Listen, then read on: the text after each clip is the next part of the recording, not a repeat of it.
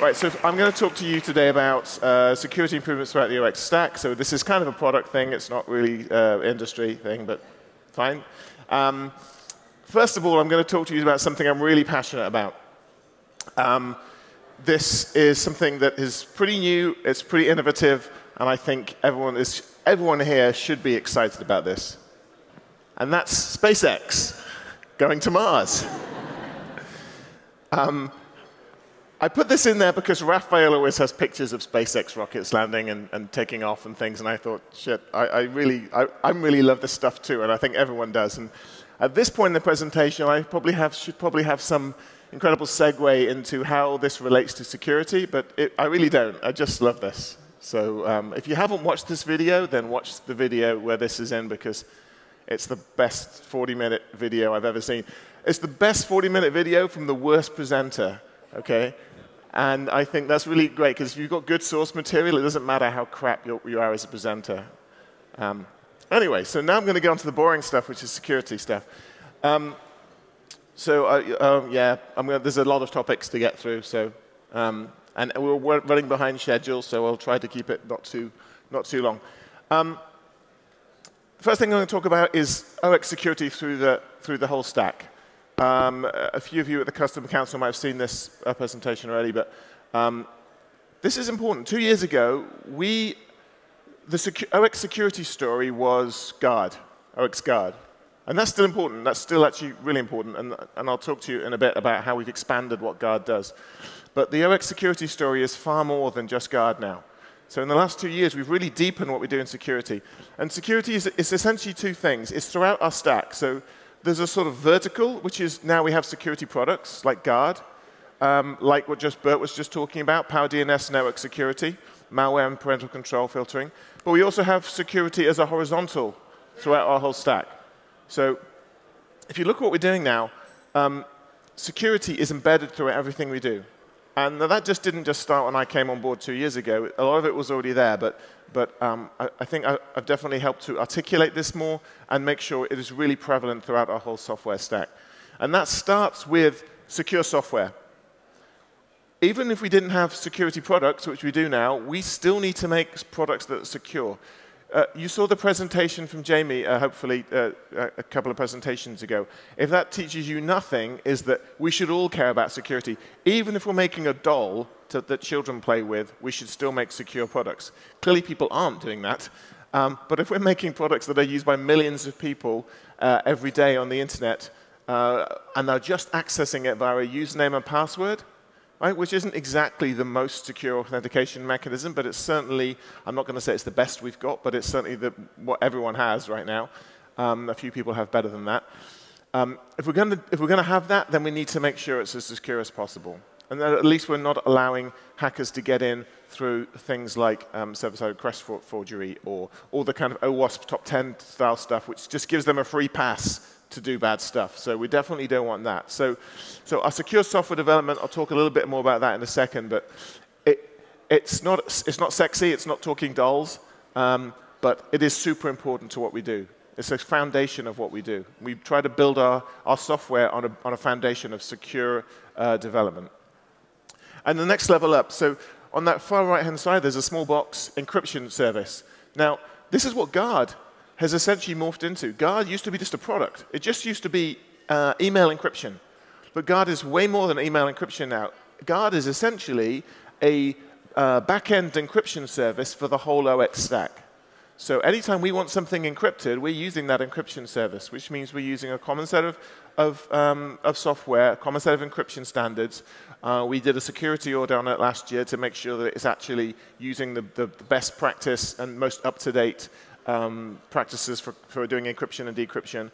And now, so that's sitting underneath email for email encryption. It sits underneath Drive, so you can encrypt and decrypt documents in Drive.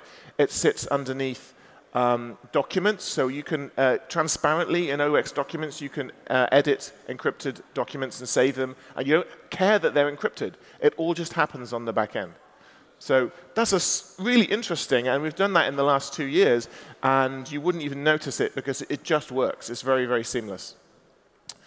we've added anti-spam and abuse. Well, you probably saw the presentation yesterday by the Very Secure folks, and I'll talk about that a little bit.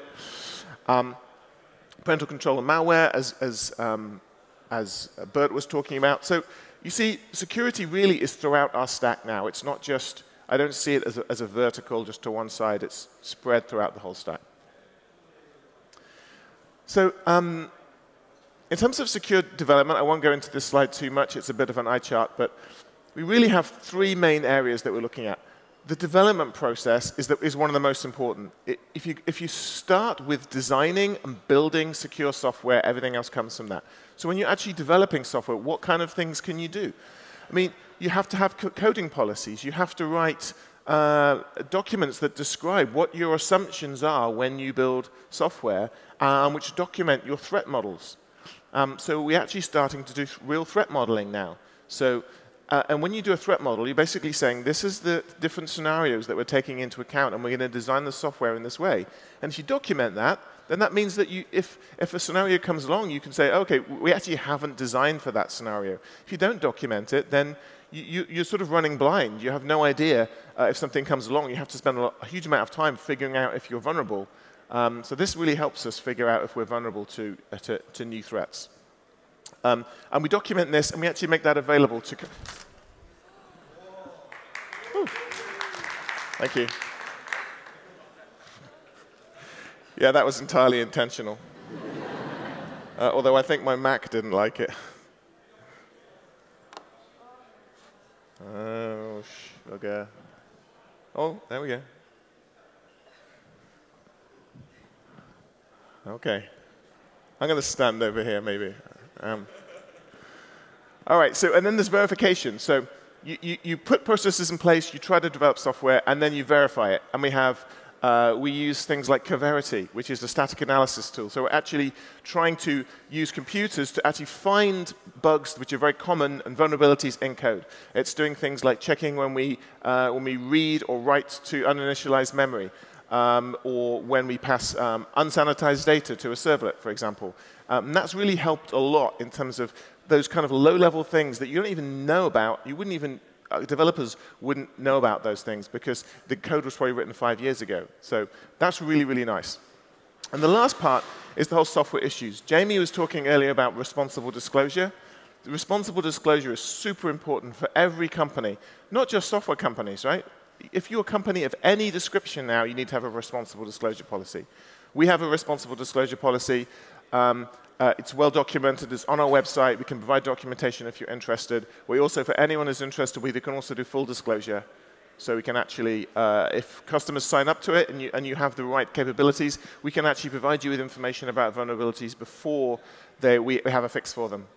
And that only really works if you've got a team that can do something with that information. So that also involves things like escalation, incident response process, all of those kind of things, so that we make sure that as an organization, we are ready to handle when we have security incidents. It's all very well trying to develop secure software, and I spoke about this a bit yesterday, but nothing's 100%. So we will have security incidents. We have them all the time. We have a bug bounty program, and that's what Jamie was talking about as well. We actually pay hackers. We don't just give them T-shirts. We pay them real money. Anyone have a guess how much money Open-Xchange paid hackers last year to find vulnerabilities? Actually, vulnerabilities that were actually discovered and verified by us and fixed? Have a guess. Anyone? $1,000? More? $10,000? More. We paid about $35,000 to $40,000 in bug bounties last year. OK? Now, you shouldn't be scared by that. You definitely shouldn't be scared by it. Like, oh my God, Open-Xchange has all these bugs, so they're paying all this money, right? Those are bugs that if we didn't have a bug bounty program, they would not be found. They may not be found, but who do you want to find them? Do you want the hacker to find them in 2 years' time that's been unburied in your systems for 2 years? Or do you want the responsible guy to find it, and we pay them the money, and we fix the problem? So that's what we're doing. So that's a part of our responsible disclosure and our responsibility to security. So I'm proud of the fact that we pay €40,000 to hackers every year. I'm hoping it doesn't go up too much because I have a budget. But yeah, so that's the kind of stuff that we do. It's not sexy, but it's super important.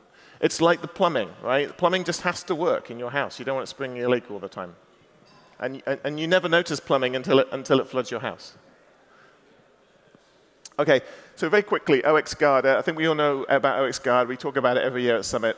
It started off as email encryption. We're adding some new features to it. It's not just got email encryption. It's now, as I said, drive encryption. It's also documents encryption. We're adding encrypted files sharing. So you can actually take an encrypted file, which you couldn't share before, and now share it with anyone. Okay? You can't just share it with everyone, but you can share it with anyone. Encryption doesn't work in a way that you could share something with everyone, because then that wouldn't be encryption, really. But you can share it with specific people, and they don't have to be using Guard or OX to be able to share files. So we're really excited about that. Another thing is auto-encryption. So you can basically create a folder, and you say, everything I put into that folder gets encrypted automatically. I don't have to manually encrypt that. And again, it's transparent.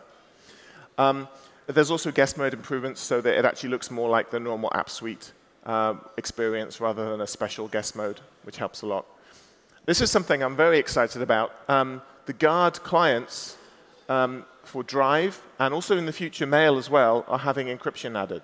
So we have these native clients for Drive that sit on your computer, and basically Drive looks like a file system on your computer. So we're adding encryption to those. So you'll be able to encrypt files on your desktop. What that means is that's actually true end-to-end encryption at that point. The file is encrypted on your computer, it's synced back with Drive, and then at that point you have full end-to-end encryption. And we're adding the same thing for the Mail apps next year. So in Mail, you will actually have, if you're using an OX Mail app, you will actually have full end-to-end encryption from the device. Now, I don't know how many of you think that's cool, but I think that's really cool.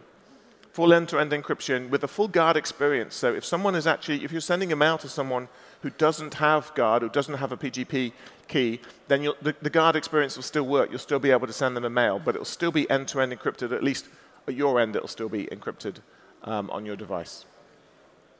So that's very exciting. I won't go into this in too much detail, but if anyone saw the presentation from Vade Secure yesterday, they'll know that we now have Vade Secure, anti-spam, antivirus as part of the Ox as a Service offering. Ox as a Service is now a full-stack offering. We can essentially offer the whole thing, soup to nuts, to take your mail service and put it on Ox as a Service, which is great. And before, we didn't have that anti-spam and antivirus component, and now we do. And the interesting thing is, it's fully embedded in the data center. So the data centers that we have for Ox as a Service, they sit there, and they've got the anti-spam and antivirus and anti-abuse capabilities right next to our servers. So you get super low latency, you get the benefits of the DDoS protection, you get the benefits of really tight integration, single provisioning platform, single integration point, single support. And that's super important for us now. So now we have a full offering in the cloud that can take a full mail platform, and we're not missing any pieces. And just two things which I think are really cool about this solution. Number one is it's really good for phishing. If you visit isitphishing.org, and by the way, this is just a great website. You can actually type your own brand in there as a service provider. You know, if you're bigtelco.com, type bigtelco.com in there, and it'll show you all the phishes which have recently happened against your domain. And we're using that data to stop phishing attacks in Ox as a Service. The second thing we're doing is this easy unsubscribe. I would say about 60% of spam reports that get sent when someone clicks on "this is spam" is actually newsletters. Newsletters that, in about 90% of the time, you've actually subscribed to. In Europe, you had to double opt-in subscribe normally. If you're in the US, you probably just subscribed to them without even knowing you were subscribed to them. But you were still subscribed to them, right? They weren't spam per se. So if you're clicking spam on that all the time, that's not great, because either they block it for everyone, or they just don't end up blocking it. Too late this time. So I'm going to talk about some App Suite stuff. So we're adding two-factor authentication into App Suite. Who's excited about two-factor authentication? Yay. All right. Nice. So two-factor authentication. This is really interesting. I've had some really good chat. This has been great this week, because we're kind of in the design phase for this at the moment. And I have had some great chats with people about how we're going to do this. So if you think about App Suite, it's really interesting, because authentication often is offloaded to a second a service that we don't control. Usually a single, whoa! Thanks, guys. OK, so second factor. So often with AppSuite, we are offloading authentication to a single sign-on service, an identity management platform, which we don't typically control. So I think there's a few cases we have to deal with here. There's the case where AppSuite itself is doing all of the authentication, so we have to be able to handle two-factor in that. But we also want to handle the case where the first factor, that initial username password authentication is being handled by the single sign-on system. But then when it comes back to us, we say, OK, you still need a second factor of authentication. So the first thing we're going to do is SMS. SMS is not the most secure two-factor authentication method. And we've had some internal debate on this. The point is, SMS is 100 times better than passwords on their own. Right? So SMS isn't perfect, but SMS plus passwords is 100 times better than just passwords. Okay? So that's super important. The other thing about SMS is it's ubiquitous.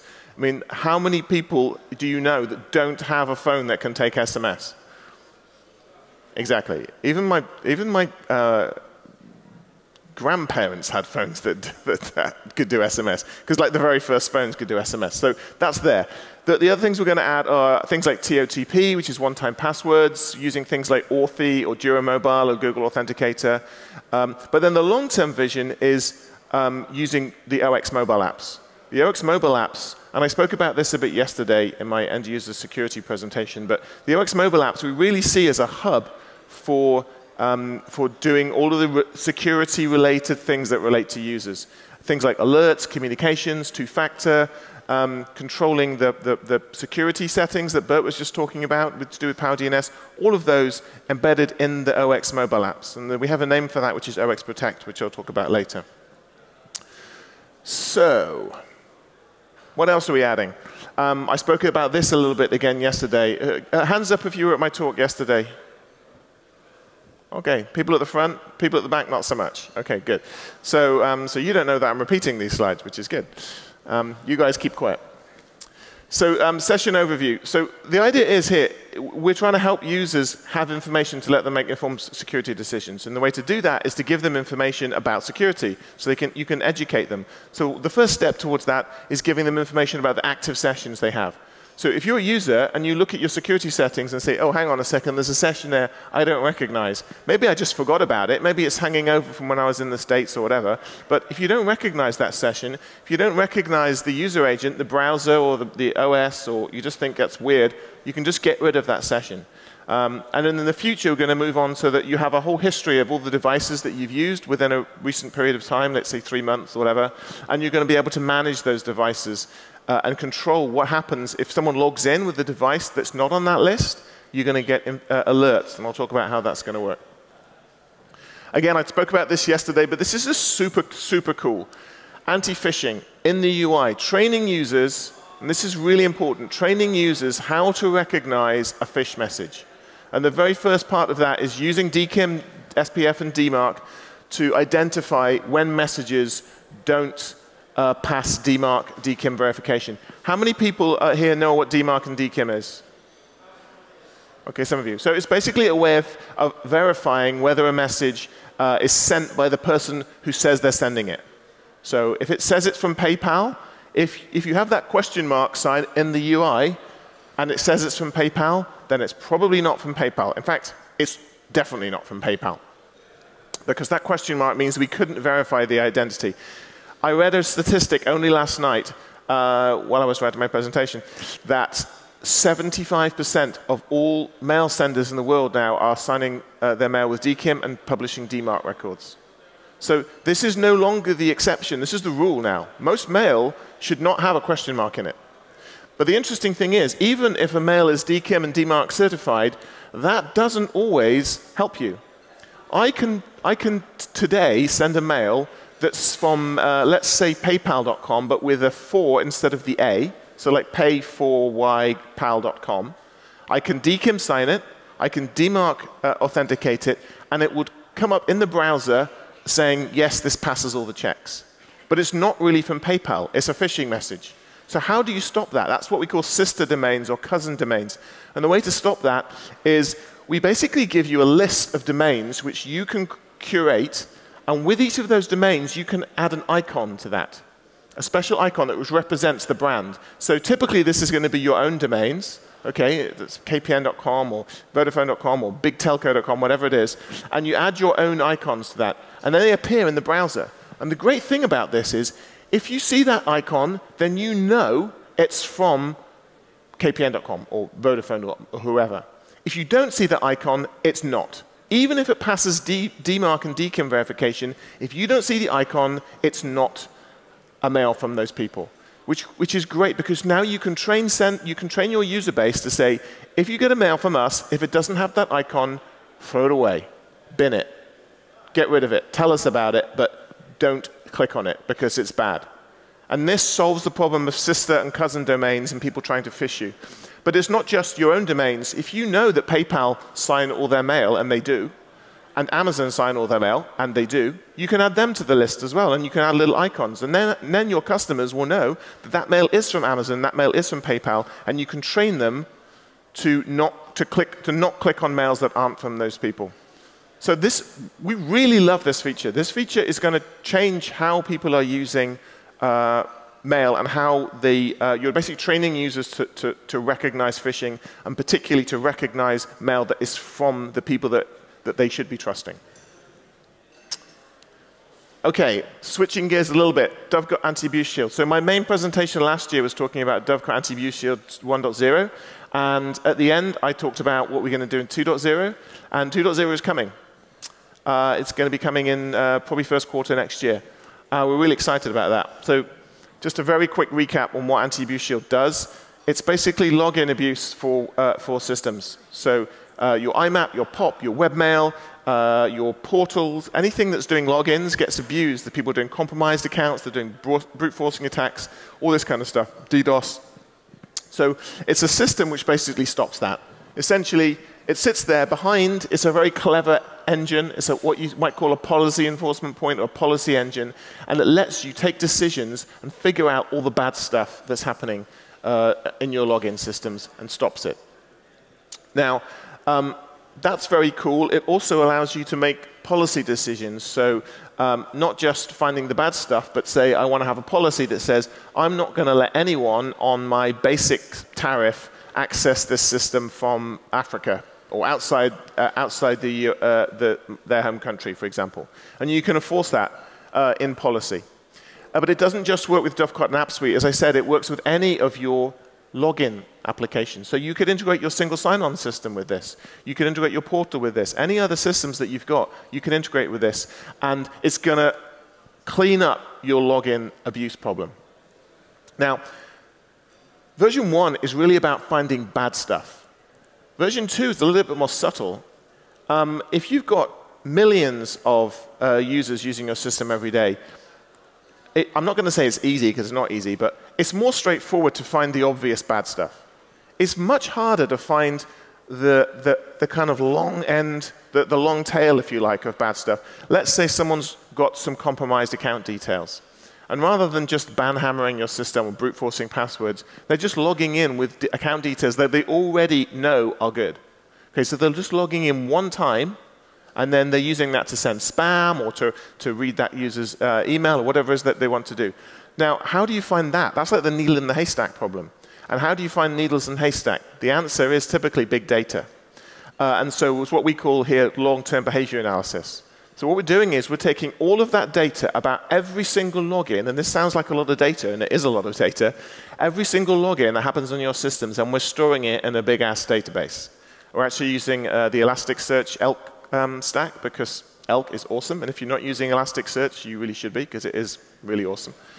And then we're looking for the anomalies in that data. So if, for example, I spoke earlier about devices and the devices which you typically log in from. If we see that you're logging in from a device that you have never logged in from before, then that's a potentially anomalous event. That's probably either a new device that you've had, or it's someone who's stolen your account details.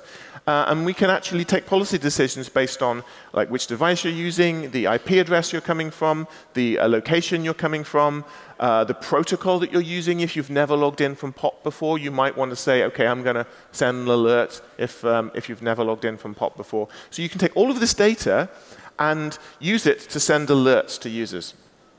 And this next one is a bit of an eye chart, but this is what it looks like. And I just want to give you an idea. You don't have to memorize that. I'm not going to give you a test or anything. But just to give you an idea, so this part, I don't have a, so this part down here, W-force, that was V1. All this other stuff is V2. So V2 really expands a lot what Anti-Abuse Shield really does. So I won't go into all of the bits here, but all the stuff in brown, that's Elasticsearch. That's ELK, logs-Elasticsearch Kibana. And what Kibana does there is give you really nice operator dashboards. But what this track alert daemon here, that's what that does is send out the alerts. That's like the anomaly detection. That's the thing that's figuring out, from all that big data in Elasticsearch, it's figuring out what are the anomalies, who are the compromised accounts, is this a good login, is this a bad login?